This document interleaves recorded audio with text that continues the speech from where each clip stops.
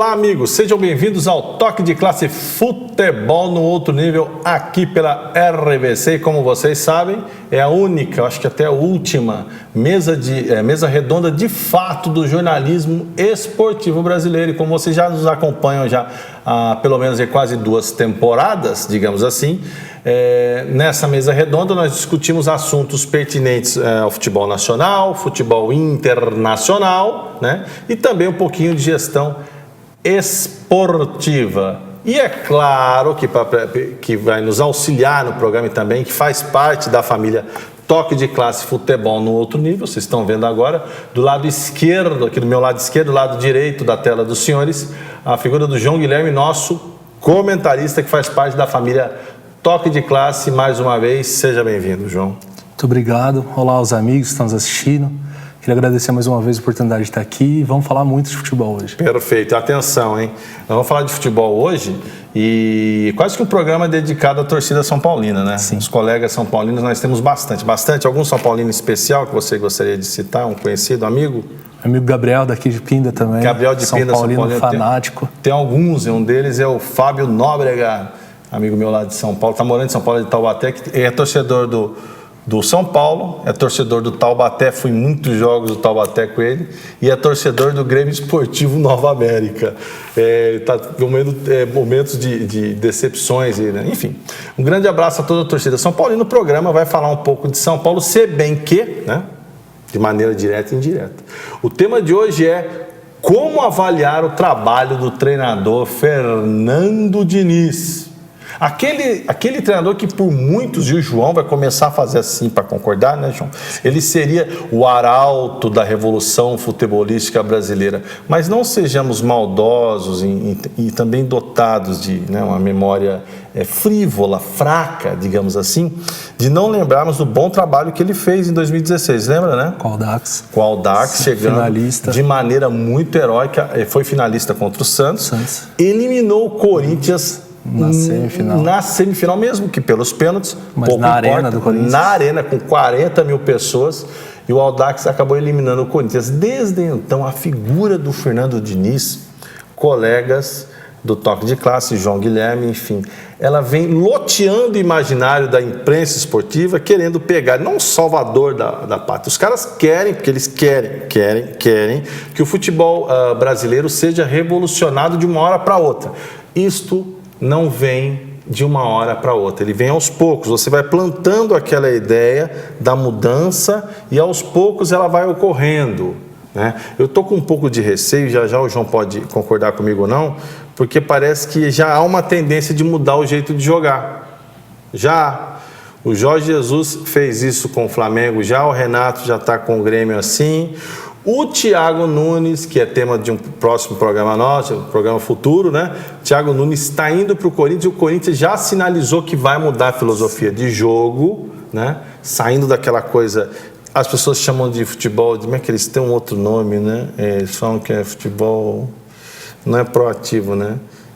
Tem um outro termo que, na minha opinião, eles usam outro termo, João, a gente já falou, mas é a mesma coisa, é retranca. Só que eles usam outro, reativo. Chamam de reativo, aquele que você espera o erro. E o Corinthians fez isso com grande competência nos 10 últimos anos. O resultado está lá na sala de troféu do Corinthians. Se não fosse incompetente a coisa, mas olha lá quantos títulos o Corinthians. O Corinthians basicamente ganhou um título por ano nesses últimos 10 anos, acho que até mais. O João pode confirmar comigo. Mas enfim, voltando à coisa, o Fernando Diniz, ele veio aí como um dos arautos dessa tão esperada revolução do futebol, que eu espero muito no futebol brasileiro dentro das 4 linhas.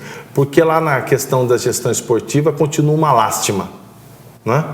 Sem dúvida. Muito ruim, muito fraco, muito amador, para não falar amador, porque eu não quero usar o termo mal intencionado. Mas tentando iniciar a nossa análise sobre o trabalho do Fernando Diniz. João Guilherme, como você acha que mais a imprensa esportiva brasileira esperava mais dele do que o torcedor?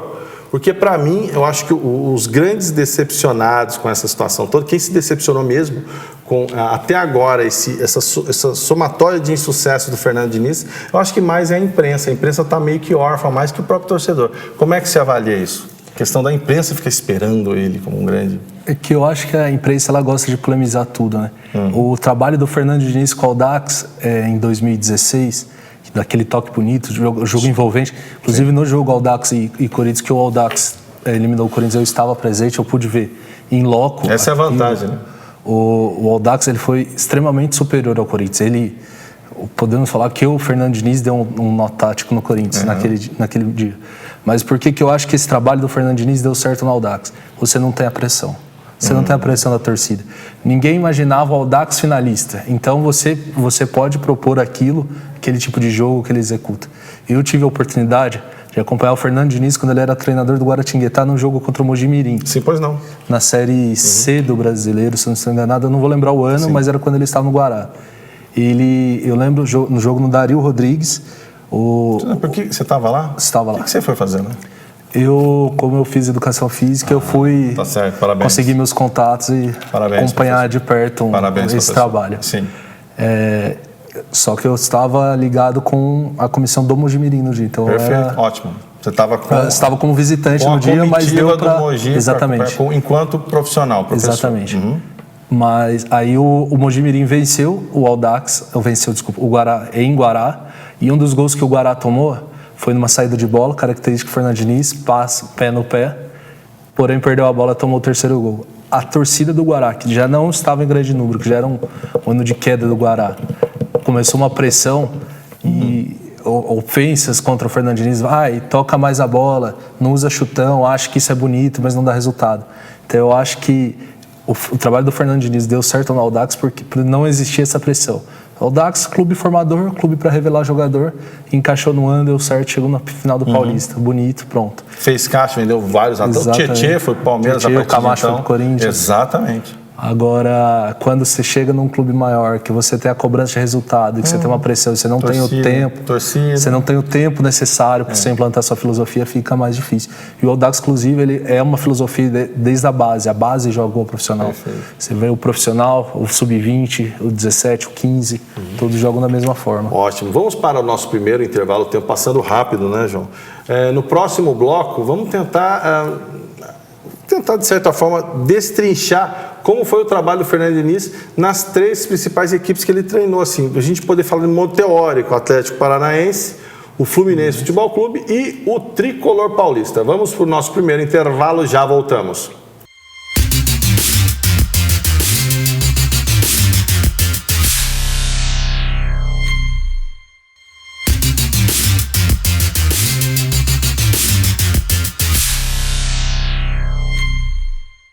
Voltamos, amigos, para o nosso segundo bloco do Toque de Classe Futebol no Outro Nível. O tema do nosso programa de hoje é como avaliar o trabalho do Fernando Diniz. E todo mundo diz que ele queria revolucionar e vai revolucionar, enfim, né? Bom, o Fernando Diniz ele trabalhou de maneira não satisfatória no Clube Atlético Paranaense e a saída dele acabou fazendo a época que o Atlético Paranaense promovesse um treinador que depois o Atlético Paranaense conquistou para o Atlético Paranaense, o Furacão, títulos então não alcançáveis pelo clube, que foram a Sul-Americana e a Copa do Brasil. Só isso, né? Só isso. É claro que a gente está ironizando, obviamente. E que é o Thiago Nunes. Depois da saída dele, o Atlético se acertou, enfim, com o Thiago Nunes, revelou um treinador, tanto é que ele vai treinar o time que tem uma camisa um pouco mais pesada que o Corinthians, né? Um pouquinho só. Ele vai ver também que a pressão lá é um pouquinho diferente também, né, João? Um pouquinho. Não tem nem comparação. Com a pressão um pouquinho, vai ver, que a fiel torcida em cima dele. E agora o Fernando Diniz, depois do Atlético Paranaense, foi para o Fluminense. E o Fluminense, colegas, que como o Atlético Paranaense é um clube que investe muito na base, o Atlético por filosofia. O Fluminense por necessidade, vamos deixar isso bem claro, né? Porque quando o Fluminense tinha recurso financeiro, investiu em medalhão na época da Unimed. O Atlético Paranaense não, ele tem isso como filosofia de trabalho. Ele também não se saiu bem. Saiu do Fluminense, uma situação ruim, zona de rebaixamento. E aí ele foi, na minha opinião, o clube no estado de São Paulo dos 4 grandes que passa, como é que eu posso dizer? Pelo pior momento de se encontrar em termos filosóficos, de proposição, de se entender enquanto clube na parte de gestão. O São Paulo Futebol Clube envelheceu demais, o Leco matou toda a oposição tricolor, ele trabalha ali, ele é um déspota dentro de São Paulo, trouxe pessoas ligadas à parte histórica do São Paulo, histórica do ponto de vista vitoriosa, sim. Não tem como você negar a importância do senhor Raí para o tricolor paulista, nem como o próprio Lugano. Não tem como, não há possibilidade. Né? Mas, mesmo trazendo esses dois ex-atletas para trabalhar na gestão do futebol, a coisa não tem dado certo. São Paulo é um dos times que mais gastou no estado de São Paulo, né? Se não me engano, a folha salarial do São Paulo é uma das maiores, acho que chega maior que do Palmeiras, ou a mesma coisa, mas é maior que do Corinthians e do Santos, obviamente. Mais do que isso, a ida do Fernando Diniz para o São Paulo não está vertendo em resultados positivos, né? João, com base nessas 3 experiências em 3 estados diferentes, um clube dos 3 mais organizado é o Atlético Paranaense. Não é o maior, não é em título, não estou falando disso, estou falando de organização. Hoje, alguma dúvida que o Atlético Paranaense é mais organizado que o Fluminense? Não, nenhuma dúvida. Alguma dúvida que o Atlético Paranaense hoje é mais organizado que o São Paulo? Os resultados mostram isso. Os resultados estão aí, a filosofia de jogo está aí. Mas baseando nesses 2 trabalhos ruins que ele teve no Atlético Paranaense, no Fluminense, e esse começo muito ruim no São Paulo Futebol Clube, a gente já dá para olhar para o Fernando Diniz e encará-lo como uma decepção? Acho que o Fernando Diniz ele tem que rever um pouco da sua filosofia.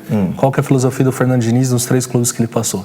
É muita posse de bola, mas falta o foco. Ele é uma posse de bola defensiva. Ele roda a bola, ele não dá a bola de graça para o adversário. Os jogos, Fluminense, no Atlético Paranaense, no São Paulo, jogos chegando a 70%, acima de 75% de posse de bola, só que com 5 finalizações, 4 finalizações. O que significa esses dados?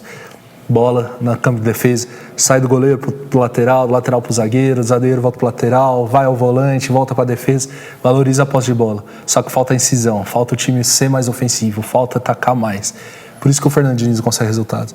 Já aconteceu o jogo do Fernando Diniz, que o time tem uma posse de bola infinitamente superior ao adversário e ele perdeu 3-0.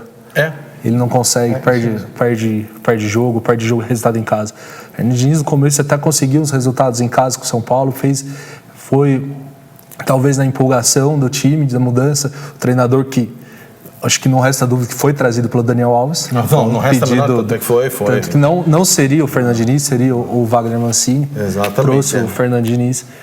Na empolgação, o São Paulo conseguiu os resultados, mas não conseguia jogando bem.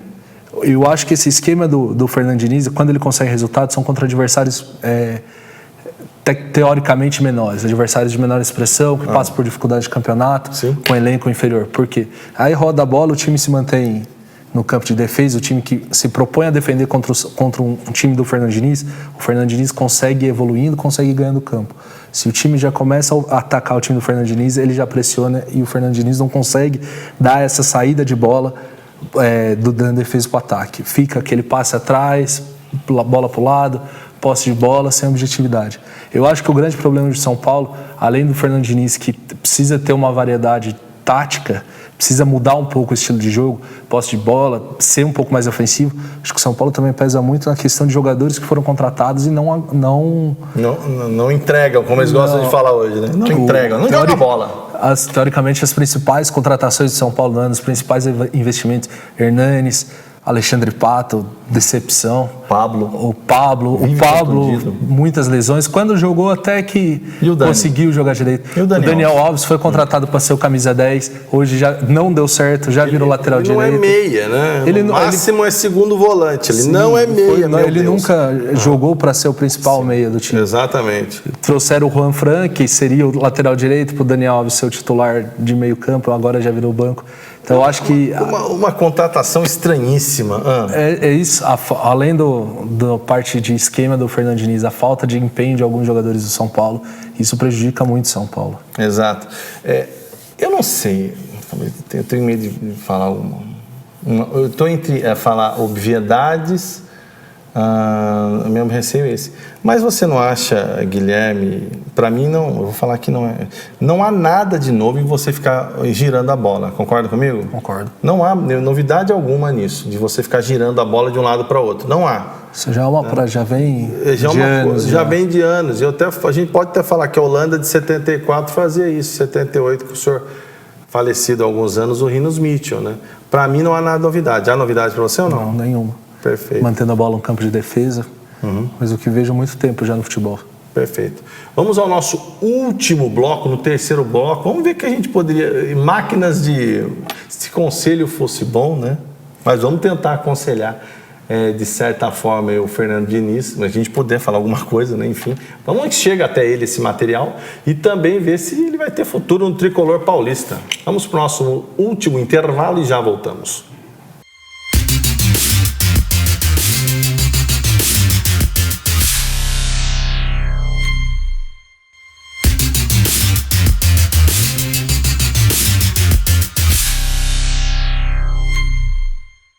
Voltamos, amigos, para o último bloco do Toque de Classe Futebol no Outro Nível. O tema do nosso programa de hoje é como avaliar o trabalho do Fernando Diniz, que chegou como um baluarte aqui da revolução futebolística brasileira. Eu acho que no mesmo tom do Jorge Jesus ou não?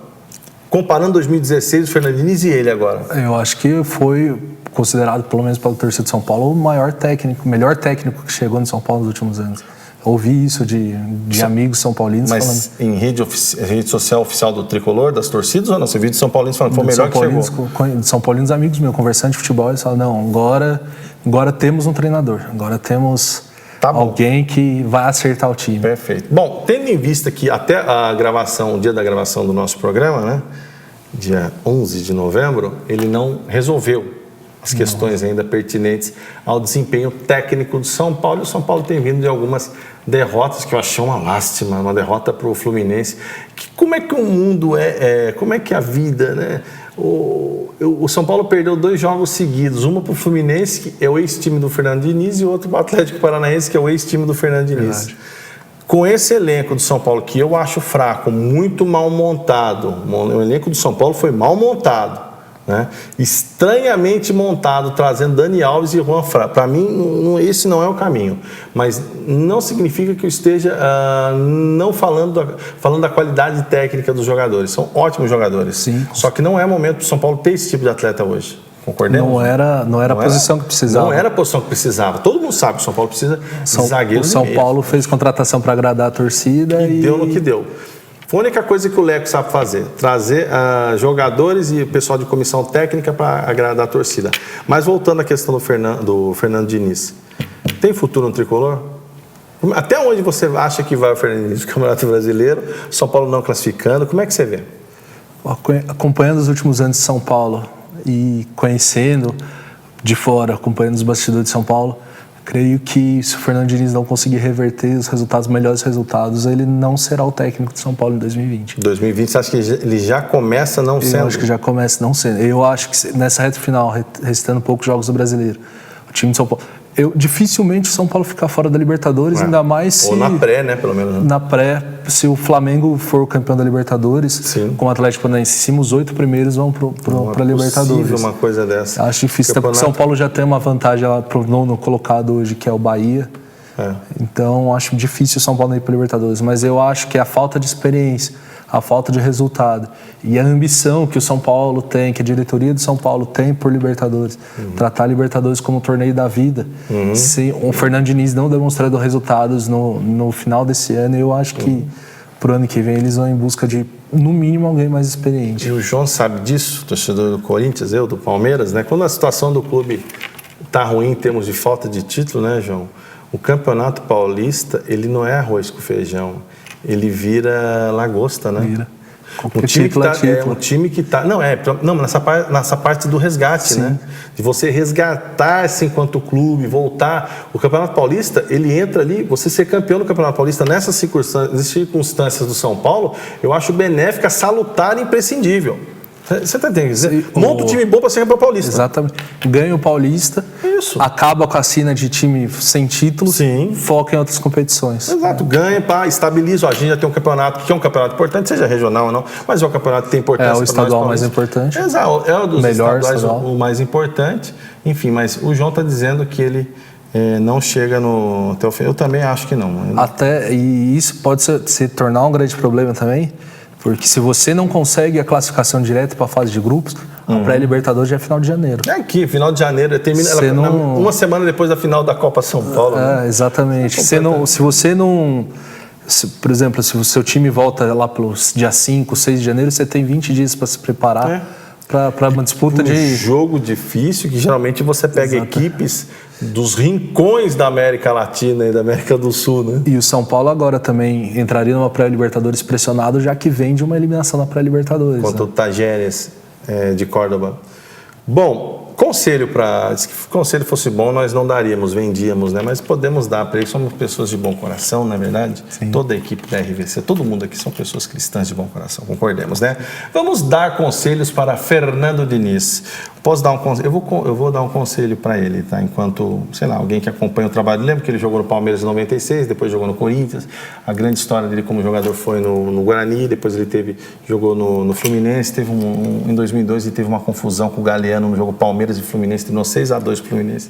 Nossa, uma coisa lamentável. Mas isso posto, o Fernando Diniz a gente já acompanha. Eu já acompanho ele há mais de 20 anos, mais ou menos. Já sei mais ou menos como ele é. Não um jogador mediano, mas como treinador. Conselho. Cria novas alternativas de jogo. Tá chato isso. Tá chato, Fernando, meu querido. Vou falar para essa câmera aqui. Tá chato, porque toda hora é o mesmo jogo, toque de bola, não dá bicão, não dá outra alternativa, toca. Isso deixa o torcedor muito chateado. Você não tem chave, não tem aqueles espanhóis do tic-tac do Guardiola no Barcelona que você resolveu fazer um Ctrl-C, Ctrl-V. Meu amigo, crie outras alternativas de jogo. João. Falar que o elenco inteiro é seu. Então, se os medalhões não estão resolvendo, muda o time. Não tenha medo de barrar. Não tenha medo. Igual você fez. O Pato hoje é banco. O Pato hoje mal entra no jogo. Mas o Daniel Alves, que não rende, que a torcida já está cobrando. Outros jogadores, o Hernanes. Ele voltou agora com o Jusilei. Não sei se foi uma boa. Quis reinventar, dar uma chance para o Jusilei. Usa a molecada, usa a garotada, porque você ganha o apoio da torcida. Isso. Torcedor gosta da base. Torcedor de qualquer clube, ele vai apoiar a base. Então, usa a molecada, usa a garotada, busca essa vaga na Libertadores e, principalmente, saiba que cada jogo é um jogo diferente. Não adianta você entrar aberto contra o Avaí e você jogar com o mesmo esquema contra um Cruzeiro. Palmeiras contra um grande. O São Paulo teve um jogo com o Fernando Diniz que mudou a forma de jogar. Foi o jogo contra o Flamengo. E o São Paulo foi o único time brasileiro que não perdeu o Flamengo. Não perdeu lá, exatamente, no Rio. Foi o jogo da estreia dele, né? Ali poderíamos até achar que aconteceria algo diferente. Bom, amigos, encerramos mais um Toque de Classe Futebol num outro nível aqui pela RVC. Mais uma vez, João, muito obrigado pela presença. Muito obrigado a você, muito obrigado a todos que nos assistiram. Espero estar aqui mais vezes. Sem dúvida estará mais vezes. Gostaria de agradecer a audiência de todos, né? Tenham todos uma ótima semana e fiquem com Deus.